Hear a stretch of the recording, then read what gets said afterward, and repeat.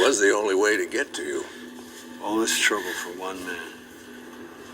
Oh, never underestimate the power of one man. I know I don't.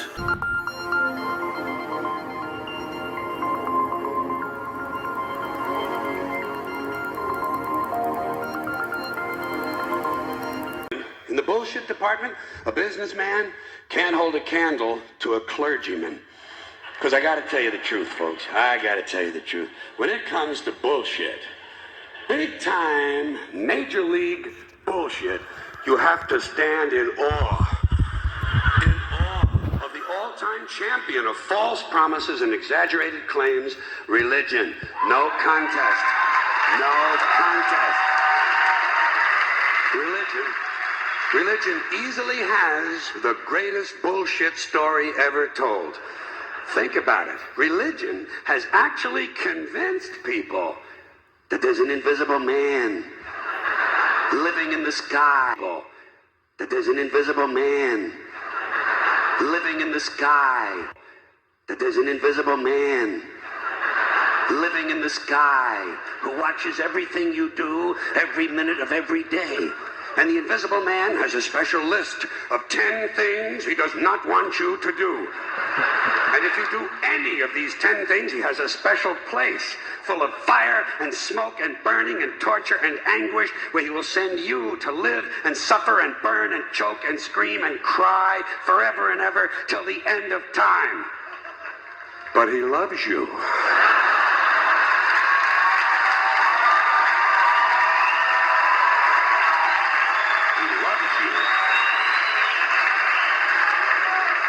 He loves you and he needs money.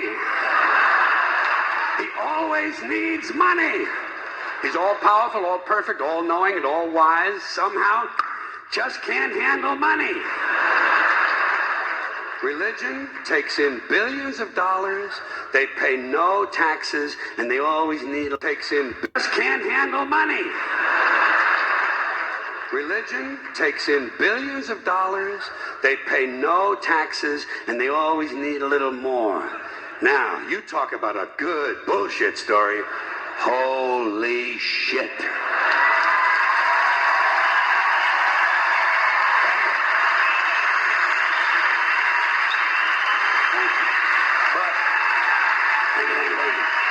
Thank you very much.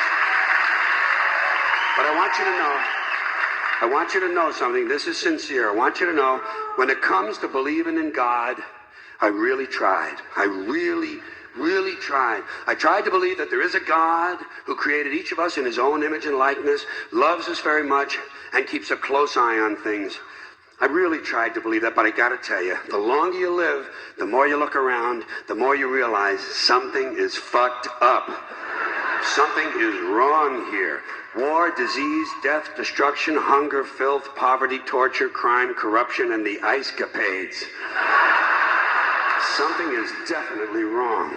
This is not good work. If this is the best God can do, I am not impressed. Results like these do not belong on the resume of a supreme being.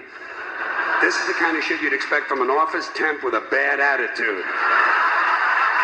And just between you and me, if in any decently run universe, this guy would have been out on his all-powerful ass a long time ago. And just between you and me, if in any decently run universe, this guy would have been out on his all-powerful ass a long time ago. And by the way, I say this guy because I firmly believe, looking at these results, that if there is a God, it has to be a man. No woman could or would ever fuck things up like this.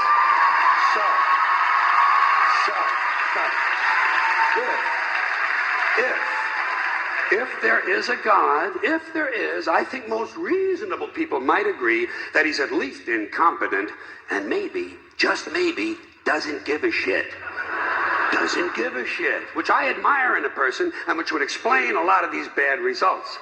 So rather than be just another mindless religious robot, mindlessly and aimlessly, and these bad results. So rather than be just another mindless religious robot, mindlessly and aimlessly and blindly believing that all of this is in the hands of some spooky, incompetent father figure who doesn't give a shit, I decided to look around for something else to worship, something I could really count on, and immediately I thought of the sun. Happened like that. Overnight, I became a sun worshiper. Well, not overnight, you can't see the sun at night. But first thing the next morning, I became a sun worshiper. Several reasons. First of all, I can see the sun, okay? Unlike some other gods I could mention, I can actually see the sun. I'm big on that. If I can see something, I don't know, kind of helps the credibility along, you know? So every day I can see the sun as it gives me everything I need. Heat, light, food, flowers in the park, reflections on the lake, an occasional skin cancer, but hey, at least there are no crucifixions, and we're not setting people on fire simply because they don't agree with us.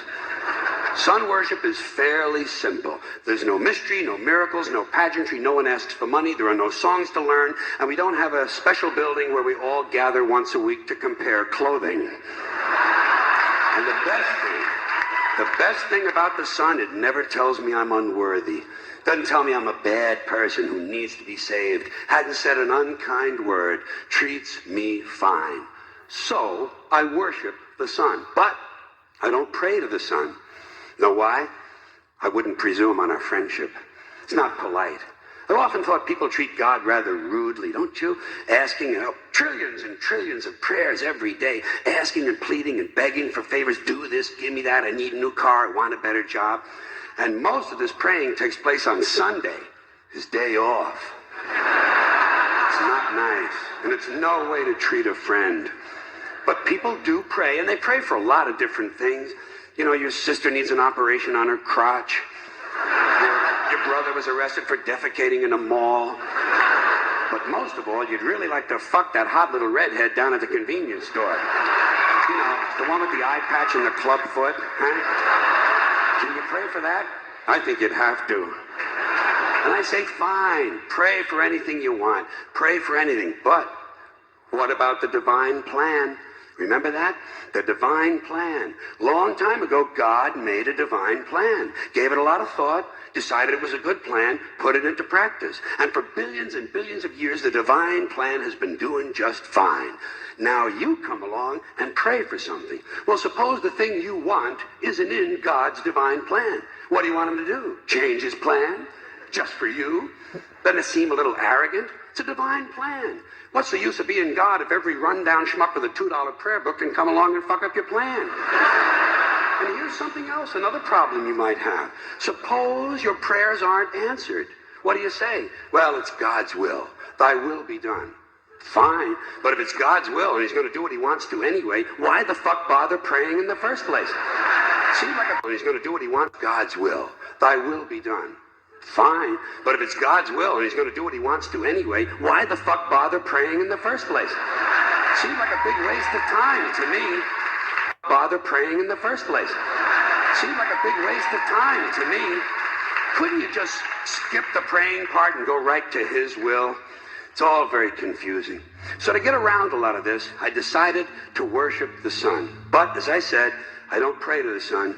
You know who I pray to? Joe Pesci. Joe Pesci. Two reasons. First of all, I think he's a good actor, okay? To me, that counts. Second, he looks like a guy who can get things done. Joe Pesci doesn't fuck around. Doesn't fuck around. In fact, Joe Pesci came through on a couple of things that God was having trouble with. For years, I asked God to do something about my noisy neighbor with the barking dog. Joe Pesci straightened that cocksucker out with one visit. It's amazing what you can accomplish with a simple baseball bat.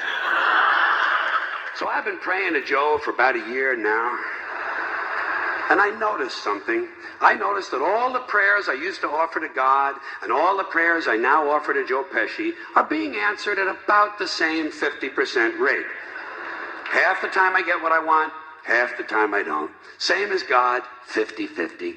Same as the four-leaf clover and the horseshoe, the wishing well and the rabbit's foot. Same as the mojo man. Same as the voodoo lady who tells you your fortune by squeezing the goat's testicles. It's all the same, 50-50. So just pick your superstition, sit back, make a wish, and enjoy yourself. And for those of you who look to the Bible for moral lessons and literary qualities, I might suggest a couple of other stories for you. You might want to look at The Three Little Pigs. That's a good one. Has a nice, happy ending. I'm sure you'll like that. Then there's Little Red Riding Hood, although it does have that X-rated part where the big bad wolf actually eats the grandmother, which I didn't care for, by the way.